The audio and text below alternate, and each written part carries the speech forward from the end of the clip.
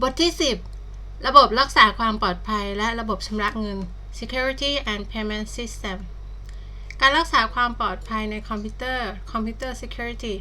บอกในปัจจุบันนะคะมีการเชื่อมโยงการติดต่อสื่อสารทั่วโลกนะคะมันก็ต้องเกิดความเสี่ยงนะในการลักลอบนำข้อมูลเราไปใช้นะคะจากผู้ที่ไม่พึงประสงค์นะคะดังนั้นมันต้องมีการเจาะระบบแฮ็กข้อมูลเข้ามามีอยู่2ประเภทก็คือแฮกเกอร์แล้วก็แคร็กเกอร์นะคะมาดูมันต่างกันยังไงเจ้าแฮกเกอร์นี่ก็คือคนที่มีความรู้ในการถอดรหัสหรือเจาะรหัสในระบบรักษาความปลอดภัยของเครื่องคอมพิวเตอร์ของคนอื่นนะคะโดยมีวัตถุประสงค์นะคะเพื่อทดสอบขีดความสามารถของระบบนะคะอาจจะทำในหน้าที่ของการทำงานก็คือแฮกเข้าไปในระบบเฉยๆไปดูนะคะนี่ไอตัวแคร็กเกอร์นะคะแคร็กเกอร์หมายถึงคนที่มีความรู้ผู้ที่ถอดรหัสหรือเจาะรหัสของระบบรักษาความปลอดภัยของเครื่องคอมพิวเตอร์คนอื่นได้โดยมีวัตถุประสงค์เพื่อบุกรุกระบบเข้าสู่เครื่องคอมพิวเตอร์เพื่อเอาข้อมูลหรือทำลายข้อมูลของคนอื่นอย่างผิดกฎหมายนะคะอย่างพวกที่เอาไวรัสมาปล่อยเนี่ยนะคะก็จะเรียกว่าแฮกเกอร์นะคะคนที่แฮกเข้าไปในระบบเฉยๆอันนั้นก็ไม่ใช่นะคะดังนั้นพวกที่อันตรายก็คือพวกแฮกเกอร์นะคะภัยคุกคามนะคะด้านความปลอดภัยในคอมพิวเตอร์นั้นคืออะไรนะคะ security threat แบ่งออกเป็น3ประเภทนะคะก็คือ1ภัยคุกคามระบบเครือข่าย detail of service แล้วก็การเข้าสู่เครือข่ายโดยไม่ได้รับอนุญาต unauthorized access นะคะแล้วก็การโจรกรรมและการปลอมแปลงนะคะ theft and force นะคะก็คืออย่างเช่นพวกอะไรนะคะที่เข้าเว็บไซต์แล้วก็มีพวกไวรัสแฝงหรือว่ามีโปรแกรมแฝงให้เราดาวน์โหลดให้เราคลิกตกลงอะไรพวกนี้หรือโฆษณาแฝงอะไรพวกนี้นะคะให้เราคลิกปิดเขาก็ได้ตังค์อะไรเงี้ยนะคะแล้วก็มีพวกโปรแกรมแฝงที่ให้เราคลิกตกลงแล้วมันก็ดาวน์โหลดอัตโนมัติอะไรอย่างนี้นะคะfirst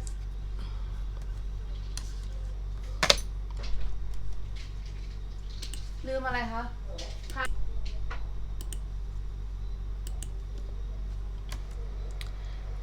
ภัยคุกคามบนเครือข่ายนะคะหรือ denial of service นะแบ่งออกเป็น2ประเภทคือตัว spamming หรือตัวอีเมล bombing นะคะตัว spamming หรือตัวอีเมลbombing เนี่ยหมายถึงวิธีที่แฮกเกอร์ส่งเมลมาจำนวนมากพร้อมกันในคราวเดียวนะคะทำให้จดเมลของเราหรือเมลบ็อกของเราเนี่ยพื้นที่ไม่เพียงพอหรือเต็มนะคะแล้วก็ไม่สามารถส่งเมลได้อีกนะคะดังนั้นเวลาเราเข้าเว็บแล้วมันจะมีแบบว่าให้เราไปตกลงรับข้อมูลเลยพวกนี้นะคะพวกนี้ก็อาจจะเป็นพวกสแปมเมลนะคะพวกแฮกเกอร์ต่างๆต้องรีบบล็อกนะคะหรือไม่ก็อย่าไปตกลงรับง่ายๆส่วนตัวไวรัสนะคะหรือวอร์มหรือตัวโทจันฮอร์สตัวนี้เป็นตัวที่ทำลายเครื่องคอมพิวเตอร์มากที่สุดนะคะก็ไวรัสข้อมูลอาจารย์ก็หายไปเยอะเลยนะคะที่เรียกว่าล้างเครื่องกันไปหลายรอบเลยหมดเกลี้ยงเลยนะคะก็คือตัวนี้กำลังระบาดนะคะแล้วก็ระบาดมานานก็จะมีโปรแกรมออกมาเรื่อยๆแต่ก็ยังป้องกันไม่ได้นะคะตัวไวรัสคอมพิวเตอร์นี่จัดเป็นโปรแกรมประเภทหนึ่งที่คอยทำลายซอฟต์แวร์โปรแกรมไฟล์ในระบบของเราตัวที่แรกมันทำลายก่อนเลยก็คือตัวไฟล์ของเรานะคะแล้วก็แก้ไม่ได้ตัวไฟล์ไวรัสตัวใหม่ที่เข้ามานี้เป็นล็อกรหัสนะคะฆ่าไวรัสก็ไม่ตายนะคะนอกจากฟอร์แมตทิ้งอย่างเดียวเขาบอกว่าไวรัสประเภทนี้มีอยู่หลายชนิดได้แก่พวกปรสิตไวรัสพวกบูตเซกเตอร์อันนี้ก็จะทำให้เราบูต Windows เข้าไม่ได้นะเป็นหน้าจอสีฟ้าสีดำตัวไวรัสสเตทนะคะแล้วก็ตัวโพลิเมอร์มอร์ฟิกนะคะการเข้าสู่เครือข่ายโดยไม่รับอนุญาตนะคะ unauthorized access แบ่งออกเป็น2ประเภทนะคะเราควรจะรู้จักพวกนี้ไว้นะคะ บางทีมีเงินซื้อคอมพิวเตอร์นะคะแต่ไม่รู้ว่ามันเป็นอะไรเงี้ยเราต้องรู้จักมันไว้บ้างนะคะตัว passive unauthorized access นะคะเป็นการลอบฟังข้อมูลที่ส่งผ่านเครือข่ายโดยแฮกเกอร์จะไม่ทำอะไรต่อระบบนอกจากฟังข้อมูลหรือ sniffing อย่างเดียวเลยนะคะแล้วก็อีกอันนึงก็คือตัว active unauthorized access นะเป็นภัยคุกคามที่มีจุดประสงค์เพื่อเปลี่ยนแปลงข้อมูลบางอย่างภายในองค์กรนะอันนี้ก็เป็นระดับแฮกเกอร์เก่งๆนะคะการโจรกรรมและปลอมแปลงนะคะ Tip and Force นะคะ ก็เป็นภัยคุกคามที่เริ่มมาจากพนักงานของบริษัทที่ต้องการคัดลอกซอฟต์แวร์ที่ถูกกฎหมายของบริษัทเพื่อนำไปใช้ที่บ้านหรือว่าให้คนอื่นตัวซอฟต์แวร์ที่คัดลอกไม่สามารถที่จะคัดลอกลิขสิทธิ์ซอฟต์แวร์ได้ทำให้ซอฟต์แวร์นั้นเป็นซอฟต์แวร์ผิดกฎหมายนะคะอันนี้คนไทยแล้วน่าจะรู้จักกันดีนะคะเราก็ใช้ซอฟต์แวร์ผิดกฎหมายกันเก่งมากเลยนะคะเทคโนโลยีสำหรับรักษาความปลอดภัยนะคะมีอยู่2ด้านก็คือด้านความปลอดภัยในเครือข่ายองค์กรแล้วก็การรักษาความปลอดภัยเนี้ยจะทำได้5วิธีนะคะก็1การควบคุมการเข้าถึงทางกายภาพ physical access หมายถึงการป้องกันความปลอดภัยนะคะให้กับสถานที่ปฏิบัติงานเพื่อป้องกันไม่ให้บุคคลพึงประสงค์เข้าไม่ได้นะคะแล้วก็การควบคุมทางตรรกะหรือ logical access control นะคะการควบคุมการเข้าถึงตรรกะแบ่งออกเป็น3ระดับก็คือ possession นะคะองค์ความรู้หรือ knowledge แล้วก็คุณลักษณะเฉพาะตัวหรือ trait นะคะอันที่3ก็คือการตรวจสอบการเข้าสู่เครือข่ายโดยไม่รับอนุญาตนะคะ detecting unauthorized access มี2วิธีคือการตรวจสอบการใช้งาน audit logs แล้วก็การสร้างเซิร์ฟเวอร์ลวง entrapment server and honeypots สำหรับเครื่องธรรมดาเราก็ติดตั้งตัว antivirus นะแล้วก็ตัวป้องกันตัว internet security นะคะเพื่อป้องกันการเข้าเว็บไซต์ที่มันมีแฝงไวรัสต่างๆก็จะถูกบล็อกไว้แล้วก็ตัวแอดต่างๆ pop up จากโฆษณาที่อยู่ในโฆษณาที่มีไวรัสหรือว่าโฆษณาที่มีคุกกี้อันตรายแฝงเข้ามาเราก็เลยต้องติดตั้งตัวแอนตี้ไวรัสที่ทั้งในเครื่องแล้วก็ตัว Internet Security นะคะการป้องกันภัยคุกคามจากไวรัสหรือไวรัส protection นั้นวิธีป้องกันที่สุดก็คือใช้โปรแกรมตรวจ ป้องกันไวรัสหาไวรัสจากแผ่น CD ทุกครั้งก่อนนำมาใช้งานแล้วป้องกันไวรัสที่รับความนิยมมากที่สุดได้แก่ McAfee Virus Scan เป็นต้นก็ลองหาอัปเดตเรื่อยๆนะคะเพราะว่ามันก็จะมีแต่ละปีเนี่ยนะคะว่าช่วงนี้นะคะไวรัสโปรแกรมแอนตี้ไวรัสตัวไหนเป็นที่นิยมนะคะแล้วก็เพราะว่ามันจำเป็นจะต้องอัปเดตให้ทันกับตัวไวรัสที่เขาปล่อยออกมานะคะดังนั้นถ้าเกิดตัวแอนตี้ไวรัสนั้นไม่อัปเดตมันก็ไม่สามารถที่จะป้องกันไวรัสตัวใหม่ที่ออกมาได้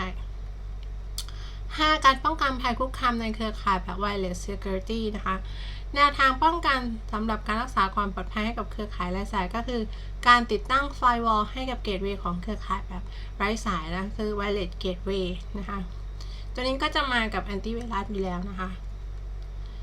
เทคโนโลยีสำหรับตัวระบบรักษาความปลอดภัยด้านรักษาความปลอดภัยให้เครือข่ายองค์กรหมายถึงการป้องกันไม่ให้ข้อมูลต่างๆที่ถูกส่งผ่านเครือข่ายถูกโจรกรรมหรือนำไปดัดแปลงแก้ไขสามารถแบ่งออกเป็น5มาตรการดังนี้นะคะก็คือมาตรการรักษาความปลอดภัยมาตรการรักษาความลับของข้อมูลconfidentiality แล้วก็มาตรการรักษาความถูกต้องของข้อมูล integrity แล้วก็ตัวมาตรการระบุตัวบุคคล authentication มาตรการการป้องกันการปฏิเสธหรืออ้างความรับผิดชอบ no repudiation non repudiation มาตรการระบุอำนาจหน้าที่ authorization การรักษาความปลอดภัยในระบบเครือข่ายอินเทอร์เน็ต security บนเครือข่ายอินเทอร์เน็ตนั้นจำเป็นต้องมีการรักษาความปลอดภัยที่มีประสิทธิภาพสูงเพื่อป้องกันการบุกรุกในรูปแบบต่างๆรวมไปถึงการโจรกรรมข้อมูลนะคะนั้นความปลอดภัยของเครื่องเซิร์ฟเวอร์ของเรานะคะเราจะต้องป้องกันการโจมตีเซิร์ฟเวอร์การปฏิเสธการให้บริการเป็นการโจมตีรูปแบบหนึ่งนะคะซึ่งจะส่งผลในเครื่องคอมพิวเตอร์หยุดทำงานโดยไม่ทราบสาเหตุนะคะ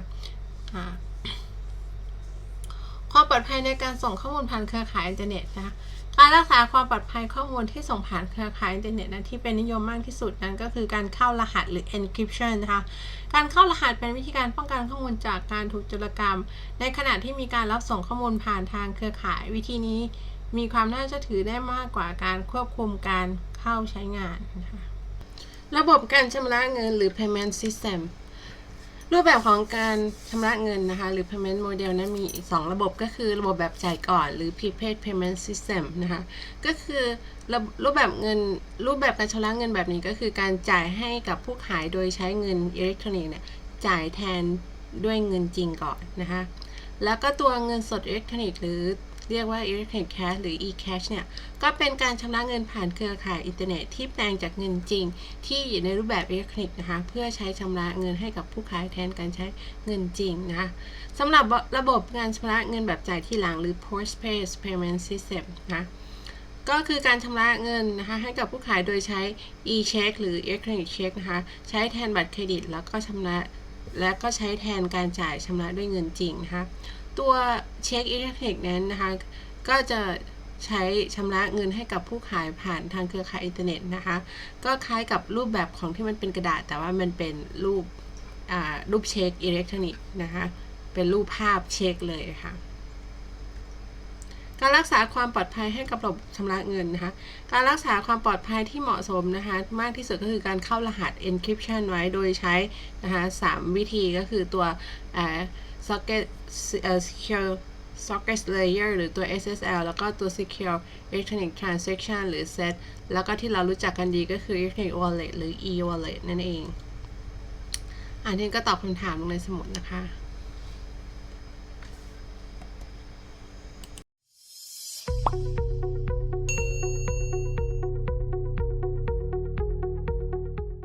Hi, good morning everyone and welcome to the video on Introduction to Cybersecurity. My name is Bipin Kulkarni and we'll be discussing what exactly cybersecurity is and how it affects our day-to-day work lives. But before we begin with the details of cybersecurity, let's consider this as an example. In an office one day, Quinn, who was following his daily routine, working on his computer, trying to crunch the numbers, work his data through. But in the background, without his knowledge, there is a hacker who's trying to access the confidential files located on Quinn's computer. Through a vulnerability, the hacker is able to access those files and he or she then transfers those files back to the hacker's computer. So what can happen due to this? Legal ramifications to the business, loss of company secrets, leakage of information, maybe industrial espionage, which basically means a competitor is trying to analyze a company's secrets and trying to gain access to their data. Or they could hold the company for ransom and ask them for money. Or sell it to criminals who can further dilute the information or misuse that information for the criminal activities. Anything is possible. So it's a very bad scenario if a hacker gets access to the company secrets. So what is it that we are going to discuss in this video? To start off with, we're going to talk about what is cybersecurity. Then we are going to talk about why cybersecurity is necessary in today's world. How does it work? Who is a cybersecurity expert? What are the skills required? And of course, what are the courses and certifications required from an individual to be called a cybersecurity expert? So let's begin with the first one. What is cybersecurity? Cybersecurity by itself is a process, a design and architecture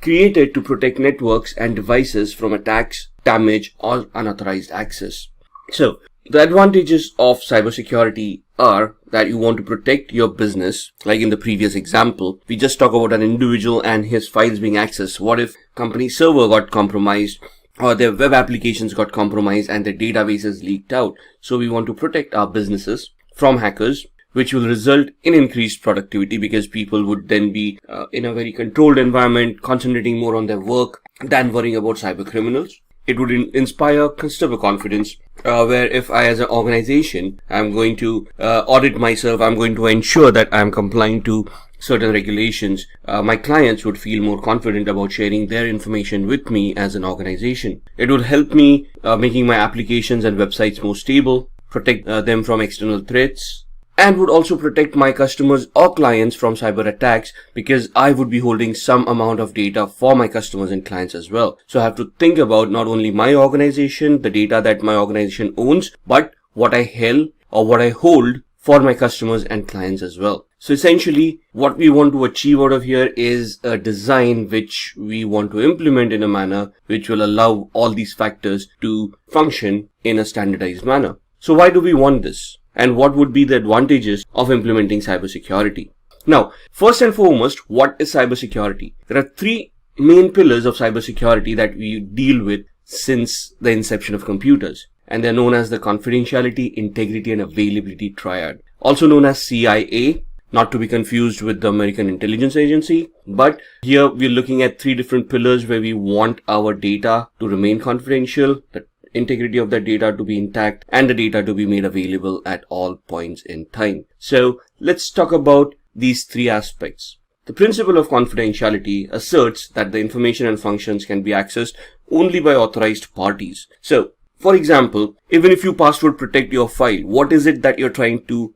do? You're trying to prevent other users accessing your data and peeping into your files so that your data remains confidential. It is only shared with people who know the password. Integrity. This is where the trustworthiness of that data comes into the picture, where if the data is going to be changed, for example, you have a spreadsheet which has a lot of information about users and their login activities and whatnot, and you want to ensure that that data is not modified by any unauthorized user. So you're going to verify that the information is correct and is not modified by anybody who's unauthorized. The availability part ensures that this data is made available to all authorized users when and where they want it, right? The principles of availability assert that in systems, functions and data must be available on demand according to agreed upon parameters based on levels of service. Now, this is where your service level agreements would come in. For example, when we log on to Gmail, we always assume that Gmail is going to work and is going to be available online. At no point in time, or very few times, has it ever occurred that you've gone onto the internet, typed in gmail.com and the website is not available. In fact, if the website doesn't open, we figure out the internet is not working, right? But Gmail as a service is always made available. Now, when we talk about threats to CIA, the confidentiality, integrity and availability, we talk about them in two different parameters, cybercrime and hacking. So, what is cybercrime? Cybercrime is any criminal activity or any unauthorized activity that would involve the usage of any computing device which would result as a security incident at the victim's end. Most cybercrimes are carried out in order to profit from them. Criminals would try to do phishing attacks to steal your money out of your bank accounts, or would try to con you into giving out your credentials, thus compromising your email accounts or your social media accounts, and try to gain access to your identity. Cybercrimes are generally carried out against computers or devices directly to damage or disable them, spread malware, steal secret information, etc. So this talks about the motivation part of cybercrimes. What would be the motivational aspect for a person to conduct such an activity, right? So basically to cause damage, like WannaCry happened in 2017. The perpetrators, those used WannaCry, probably gained a lot in the ransom that they demanded for that data to be decrypted, but it also cost the world a lot of money in profits that were lost. So let's talk about types of cybercrime. The first type is a computer-assisted crime, where the computers are used as tools to assist a particular crime. For example, frauds or online bank hijacking, where hackers hack into a bank and digitally steal money from a bank. Now, this could have happened without the help of computers as well, but here, computer assisted the crime, and hence it would fall under the computer assisted crime section. The second part is where the computer itself was a target of a crime. For example, a denial of service attack, or viruses which rendered the computer useless, or sniffing of data packets on the network, thus compromising passwords and other confidential information. The third is a computer which is incidental to the crime. So here the computer was used as a temporary measure to store some data such as child pornography or some other data which made the computer incidental to the crime. Alright, let's look at a business scenario for cybersecurity. There is a quiz at the end, so please listen up and pay attention. There's this company called Stark Industries, and one day most of the employees have started reporting that their systems have either crashed or have started hanging. So the IT security team comes in, does the investigation, tries to find out what exactly went wrong, and they have identified that an employee has clicked on a suspicious link. Now these links could either be received as an email or via an email through social media like Facebook, or somebody sending out a Skype chat and attachments within Skype. Now once a user clicks on these links are designed to redirect the connection that the computer is going to make to a malicious server hosted by the hacker, and it supposedly downloads a malicious file or some scripts and executes them on the victim's machine. Once executed, These scripts or the content within these files, maybe the content could be a virus or a Trojan, these will start executing themselves and start infecting machines and start basically behaving the way they have been programmed to behave. In this scenario, a lot of users started reporting that their machines started crashing or the systems hanged. Now, the security team scanned all the systems and blocked Facebook and Skype on all machines until further orders. Now, this is a preventive mechanism where you're going to prevent possible attacks or future attacks from coming in. So, the reaction of the security team here is to block those sites from where the attack may have happened. The question to you at this point in time is, what type of computer crime is being referred to in this scenario? Is it a computer-assisted crime, computer as the target crime, or computer incidental to the crimes? So please post your answers in the comment sections below and we'll respond back to you about your answers. Now let's go a little bit further and see what would motivate people for committing such cyber crimes, right? The first and foremost motive is disrupting business continuity. Others would be looking at data theft or information theft and manipulating that data to gain from that data. So if I'm able to access your computer and steal some data that has some value to you and sell it or make it public, you would be at a financial loss because that data no longer has any value. Creating fear and chaos by disrupting critical infrastructure. For example, a company's infrastructure crashes, the services are no longer being offered by that organization, and people start panicking, start fearing an attack by cyber criminals, and it leads to chaos. Financial loss to the target, which is very obvious. If I do a denial of service attack or if I make a service unavailable from an organization, what is going to happen is, since that service is not functioning,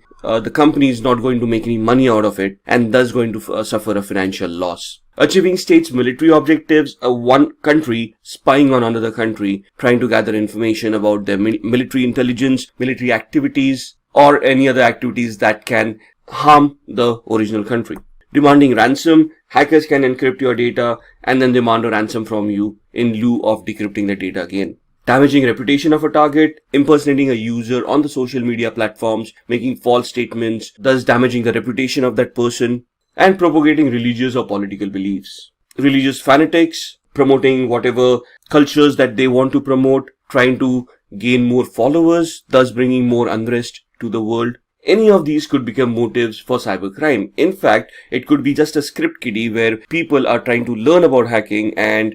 they just start hacking for fun. They might not even have a motive for making a profit out of it. Maybe it just thrills them so that they are able to showcase their skills, and that's why they do a cybercrime. So, which brings us to the next topic where we talk about types of hackers. This will allow us to identify what kind of attacks are also possible on a particular organization as far as motives are concerned. So, the basic types, let's start off with the black hat hacker. Individuals with extraordinary computing skills resorting to malicious or destructive activities. These are your criminal hackers who try to profit from their crimes, and they will have a malicious intent in trying to hack a victim organization. The grey hats are individuals who work both offensively and defensively. What does that mean? They could work as black hat hackers with malicious intent and try to harm some organization, while on the other hand, they would also try to work as a security analyst and try to enhance the security posture of an organization for a remuneration.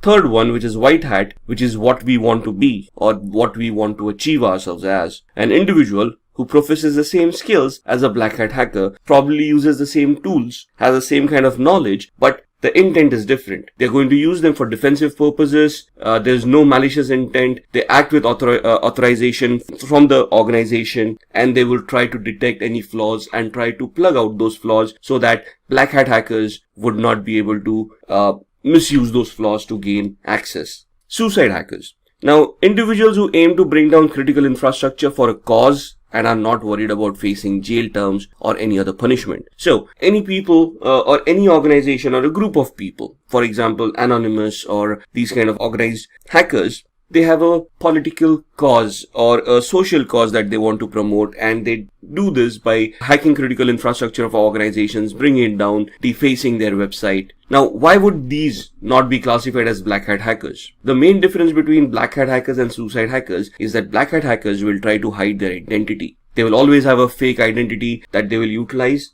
and try to hide behind it, whereas suicide hackers will claim responsibility for the attacks that they have done and will boast about it. They will not be worried about facing repercussions for the attacks that they have done. The script kiddie. A script kiddie is an unskilled hacker who compromises systems by running scripts, tools and softwares already developed and already made available by real hackers. So these guys have very minimal technical knowledge. They have no idea how that attack works. They're just going to use an automated tool, click on a few buttons and hope that the attack succeeds. A cyber terrorist. Individuals with wide range of skills motivated by religious or political beliefs to create fear by large-scale disruption of computer networks. We could talk about organizations like ISIS, who have a lot of digital propaganda that they use and target weak-minded people to join their causes, or people who spread ransomware, who terrorize organizations and hold them to ransom and demand money from them by encrypting their data. State-sponsored hackers. Individuals employed by the government to penetrate and gain top-secret information and to damage information systems to other governments. The best example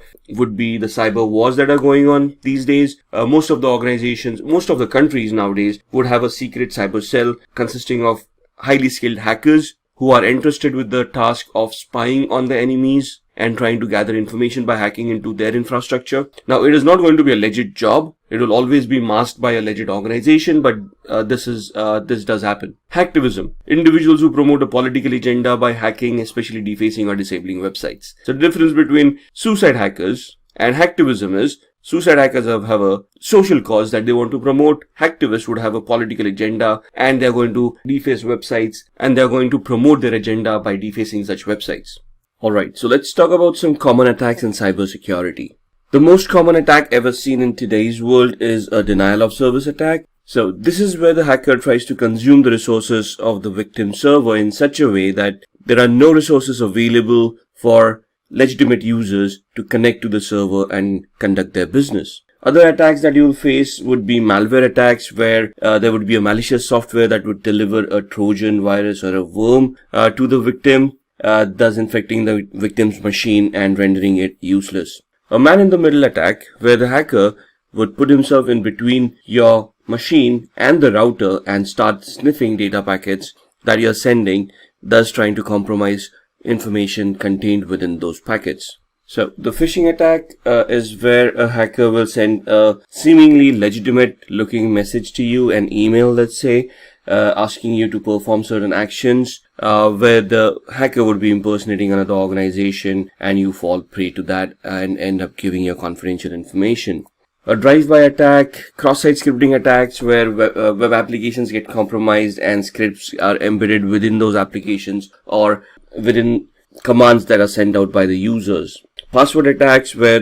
hackers try to compromise the passwords of users by cracking them based either on brute force, dictionary-based attacks, or password guessing. Eavesdropping attacks, this could be physical in nature, where somebody overhears what you're saying or tries to capture data packets that contain your VoIP transmissions, where let's say you're assuming you're making a Skype or a link-based call. SQL injection attacks, where again attackers will target your database, try to send in malicious queries which will compromise your database and the data within. Birthday attacks, it is based on cryptography, where you're looking at permutations and combinations of how algorithm functions, and then you're looking at the permutations on how many times the processing needs to be done for that algorithm to be reversed. So these are some of the most common attacks in cybersecurity. Now, these more than attacks would be threats that you're going to face. There would be various different methods that these attacks can be launched. And that's where the cybersecurity expert comes in with their knowledge of identifying what exactly is a threat to the organization and how they are going to prevent that from happening. But more on that a little bit later. Let's look at the history of cybercrime. So as you can see, this graph shows us how cybercrime has progressed over the years. In 1990s, MNC database, Pentagon and IBM were hacked. Again in 1990s, national crackdown on criminals, Microsoft NT operating system pierced. So this is where hacking started becoming more mainstream, right? Before this, hacking was very much limited to organizations who used computers. But in the late 80s, internet happened, and then we had e-commerce coming in, which basically led to our online retail stores, online banking, and online data stores as well, which then led to criminals hijacking this data or hijacking your money and trying to steal it on the internet itself. In 2001, cybercriminals launched attacks against eBay, Yahoo, CNN, Amazon, and other organizations. 2007, this was where one of the biggest bank hacks had happened. Swedish bank Nordea, they recorded at least $1 million being stolen in 3 months from 250 accounts. 2013, Adobe had 2.9 million accounts compromised and their usernames and passwords released on the open internet. In 2016, Kaspersky, one of the leading antivirus providers to the world, reported around 758 million malicious attacks that occurred, which they identified themselves. These are some of the most famous faces in cybersecurity or earlier cybercrime. In 1988, Robert Morris,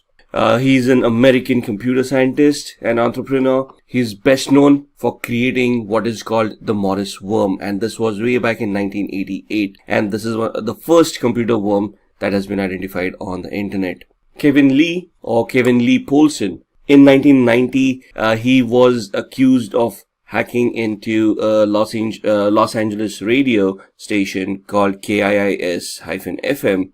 where there was a contest going on, and if you're a particular number of caller and give a correct answer, you're supposed to win a Porsche 944. And he hacked those telephone lines, ensuring that he became that particular person and answered the question correctly. It was later on revealed that this actually happened. He was jailed for it. Then comes David Smith. David Smith, he created the Melissa virus. Now, Melissa virus, one of the most dynamic viruses known, around March 1999. That's when this happened. This virus was released, and this was a macro-based virus which affected Microsoft Word and Outlook-based files. Adam Botbill, in 2004, he's also an American computer hacker from Michigan. He gained unauthorized access to Love's corporate computer network via an open, unsecured, wireless access points. Now, these access points back then were not that much secured. These people were able to identify it. What they tried to attempt by doing that was gain access to the company's network and install a software which would then help them capture credit card information of that organization. Right, and this was later on identified as well, and he was prosecuted for that crime and got jailed. Just a matter of trivia, Kevin Lee Polson, he was one of the first people found guilty and was banned from using computers and the internet for 3 years after his release. In today's world, we cannot even imagine living without the internet. This guy lived for 3 years without it.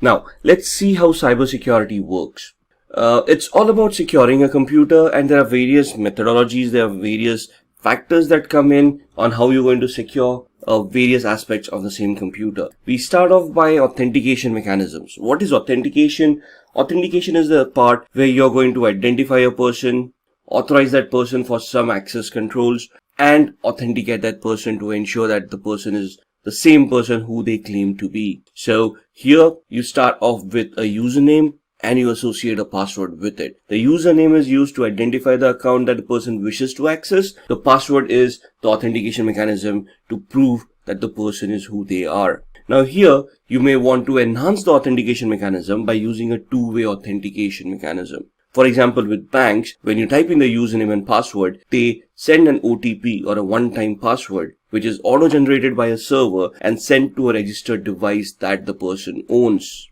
For example, a cell phone. So that's one added layer of security where you're not only relying on the password, which can be cracked, but you're relying on a third-party device as well, which the person needs to have physical access to, where they're going to receive the OTP and then they're going to input it. Every time they try to log in, a new OTP will be generated. Securing your passwords. Just having a password may not be sufficient. You have to ensure that the password meets some complexity standards to ensure that the security of those passwords or the complexity of that passwords is high enough where cracking programs will not be able to easily crack the password. Regular updates. All the operating systems or the applications that you use will be receiving regular updates. Could be for functionality, but more for security. So as new vulnerabilities in applications or operating systems are found out, the software vendors or the developers of those softwares over a period of time start sending out these updates, also called patches, to the end users. It is very important for the end users to identify these security patches and install them on their devices as soon as possible. Else, they remain open for those vulnerabilities, and unpatched systems thus can easily be hacked. Usage of an antivirus. To protect yourself from viruses, worms, trojans, essentially malwares, there needs to be a software that's installed on your computer that is going to watch out for them. You cannot rely on the operating system itself to protect you, so there has to be an antivirus which will be scanning the connections that you are making, the websites that you will be visiting, the files that are getting executed in the background, and ensure that everything that is happening is legit. Installing a firewall on a system or a server. A firewall essentially is a software or a hardware that allows or disallows some functionality. For example, a port to be opened or closed, or a service to function on a computer or not function on a computer. Thus, what you're trying to do here by disabling unwanted services is you're limiting the threat landscape that you're creating for your computer. If a service doesn't exist on your computer, it cannot be hacked. So the essence here is first identify which ports you'll be using, which services you will be using, and then create a policy on the firewall to ensure that only required ports and services are running. No phishing. So phishing, as we said, could be a malicious website that is being hosted by a hacker. The hacker sending you a fake mail looking like a genuine email, asking you to connect to that particular server and fooling you into you giving that confidential information to the hacker. So you should either the antivirus or an addition to that would have an anti-phishing toolbar which would identify the websites that you're visiting and give you the risk rating of that website, giving you an idea whether this website was ever reported as a phishing website or not. Cryptography, encryption. The best way to keep everything secure is to encrypt it. However, what kind of encryptions are required, what should be encrypted, what should not be encrypted, how that encryption should function, and how this encryption enhances the business value is what we need to ascertain. So, the knowledge here that will be required is what protocols you want to encrypt. For that, you first need to identify which protocols you're going to consume, what data is going to be transmitted over that protocol, how valuable that data is to your organization, and then you're going to add encryption or cryptography on top of it to prevent any attacks from hackers. And then securing DNS servers. DNS is a domain name server, which is basically an index that maps your domain names to your IP addresses. So the domain name system is an index that maps your domain names to your IP addresses. Now on the internet, computers do not know domain names. They can only identify IP addresses and MAC addresses. So when we type in, let's say, google.com on our browser, the computer doesn't know what google.com is. What it does is it sends the packet to the DNS server, and in the DNS server it queries where google.com is located. It is given the corresponding IP address, because of which the packet then goes to the relevant server. There are attacks where a DNS can be compromised and the pointer pointing to your particular website can be changed to point to a malicious server that a hacker is hosting. So to prevent that from happening, you need to secure your DNS servers. So with these kind of attacks and the kind of defense mechanisms we have seen, let's see how do we become a cybersecurity expert. So essentially, who is a cybersecurity expert? A cybersecurity expert is an individual employed by an organization to protect their infrastructure, right? So this person is responsible to identify potential flaws, identify what threats the organization faces, and then streamline or create or design or architect methodology which is going to protect all the assets that the organization has. So this is going to happen through a variety of techniques such as finding weaknesses, so vulnerability management, where you run vulnerability scanners, identify potential flaws in the organization's infrastructure. Could be applications, could be servers, could be desktops, could be operating systems, could be anything, could be network-based flaws as well. And then you're going to monitor these systems. You're going to look at the data flow that is going to the internet, through the network, through the intranet rather, and then you're going to check if there is anything malicious going on in that network. So over these techniques, you're basically going to monitor it on a day-to-day basis, on a regular basis, and you're going to try to identify if anything out of the ordinary is happening, right? After you find the weakness, you're going to test those weaknesses to identify the complexity of those weaknesses, to validate those weaknesses actually exist, and then you're going to repair them, you're going to patch them, you're going to install updates, or you're going to you're going to install mechanisms like firewalls or antiviruses to mitigate those weaknesses, and you're going thus resulting in strengthening the areas where an attack may have occurred. Let's see the domains in cybersecurity. Now, when we say domains in cybersecurity, in the previous slide we were discussing where these attacks may happen, like applications, infrastructure, network. So let's see these domains in details. Asset security. Now, when we say assets could be applications, could be networking devices, could be computers, could be routers, could be wireless access points. And these all these devices have their own operating systems, they have their own functionality, and it is important that we look at the security of each and every asset that the organization owns. Security architecture and engineering. Now, not everyone can just walk in an organization and then say, let's start implementing security in a particular manner. We have to standardize the security in such a way where the security is constant for a long period of time and is consistent, right? So for that to happen, there is an architecture, an engineering phase where we are going to create a plan of how this security needs to be implemented. For example, if I determine to install a particular antivirus, I have to ensure that the same antivirus is installed on all the systems in the organization. I cannot have different kind of antiviruses installed that do not talk to each other or do not report properly to the proper owner. So we have to create policies, procedures, and we have to implement them in a standardized manner for our security to work properly. Communication and network security. Now, with cloud computing coming in and hybrid clouds happening, where you got a deployment of a physical infrastructure talking to something that is on the cloud, let's say AWS or Microsoft Azure, right? And data flows are happening globally these days. You have to be very careful how these data are going to be transmitted across the network. Thus, you have to create those paths and ensure that those paths are monitored properly, are regulated properly, and do not have any data leakages. Similarly, identity and access management. Who is accessing my data? Are they authorized to access my data? And if yes, how am I going to authenticate them? How am I going to track them? How am I going to hold them accountable for whatever they have done? Even if a person is authorized to do something, we have to hold him accountable for that activity so that if something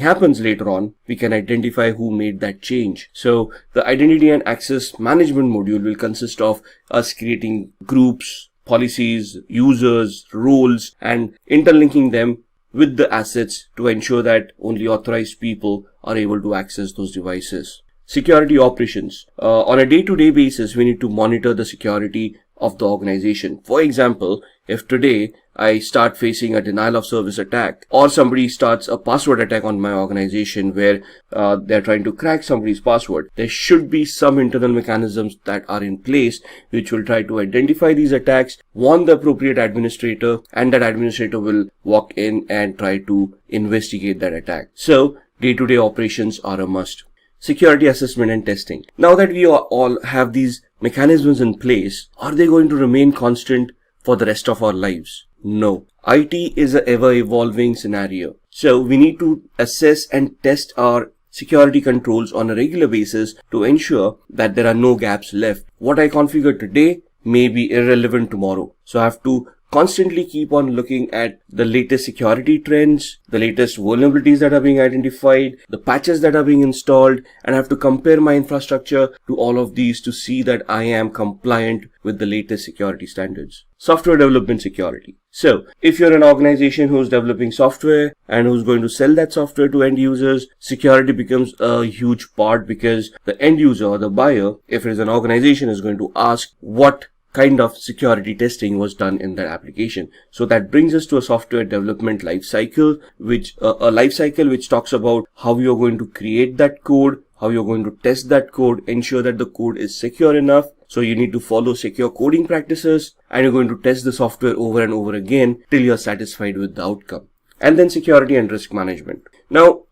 when we come to risks are basically events that may occur compromising the security of an organization. So it is very important that we identify these risks, we map these risks, we verify how that risk is going to impact the business, and then try to figure out security controls to mitigate that risk or bring it down to manageable aspects. So that's a lot of talk, that's a lot of domains, that's a lot of attacks that we have discussed. Now let's see what kind of courses and certifications are available for us to enhance our careers and address all of these domains, all of these attacks. So starting off from a technical perspective, where we are going to look at ethical hacking or security, where we are going to assess and do a vulnerability assessment and penetration test. There are certifications from CompTIA like Security Plus, or from EC Council, which is the Certified Ethical Hacking Training, which basically allows us to become vulnerability assessment and penetration testing experts. So we'll be technically testing each and every device and trying to hack those devices to see if that vulnerability is real and what can be attained out of that vulnerability. CISSP is a very high level certification that normally is considered as a management level certification, right? So just to get certified yourself, you need at least 5 years of experience in the IT security field. This is where you get certified and you're basically a chief information security officer, where you're going to develop policies, procedures, and security control mechanisms, and you're going to standardize the security policy of the entire organization. Then you've got the CISA, or also known as the CISA, Certified Information Systems Auditor. It is from an organization called ASACA. It's more on the system side, where you're going to audit systems and you're going to verify that they are adhering to the policies that you have implemented. The CISM or SISM is the Certified Information Security Manager. This is again a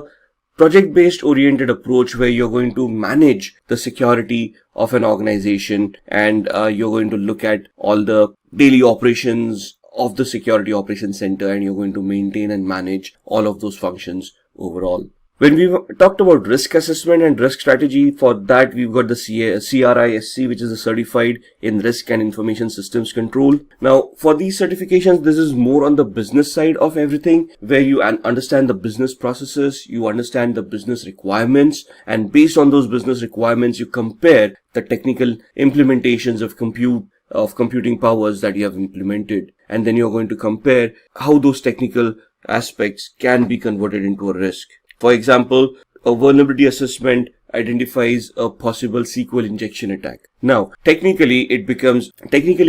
a big risk. However, which system is being affected? If that system gets compromised, what kind of losses is the organization looking at? How much are they going to be? What kind of losses the organization is looking at? Are they looking at lawsuits from their customers? Are they looking at penalties from regulatory authorities? So that risk, that implied risk that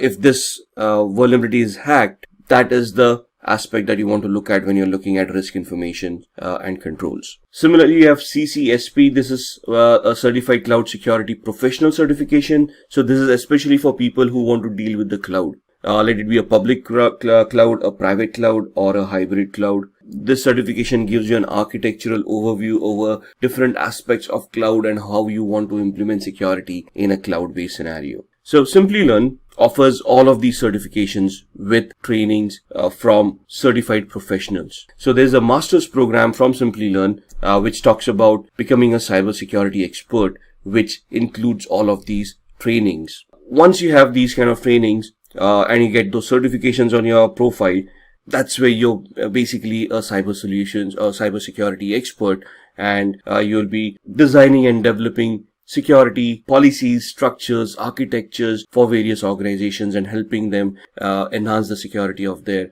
infrastructure. So let's see what we have talked about during this entire video. First, what is cybersecurity and its advantages? We have talked about the confidentiality, integrity, and availability triad, and we have talked about the threats that pose for the CIA triad. Motives behind cybercrimes. We have seen what motivates people to attack other computer systems and steal data from it. We have talked about types of hackers and cybersecurity experts. So we have talked about white hat, black hat, and gray hat hackers. There are other types that we have talked about as well. We have looked at the domains that are available in cybersecurity and the courses and certifications that can be mapped with these domains. So this is what we have discussed within this session. If you have any further queries, please go ahead and post them in the comment section, and we'll try to address them as soon as possible. With this, I thank you for going through this entire video, and again, I'll wait for your comments and I'll respond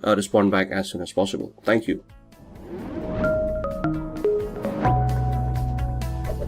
Hi there, if you like this video, subscribe to the Simplilearn YouTube channel and click here to watch similar videos. To nerd up and get certified, click here.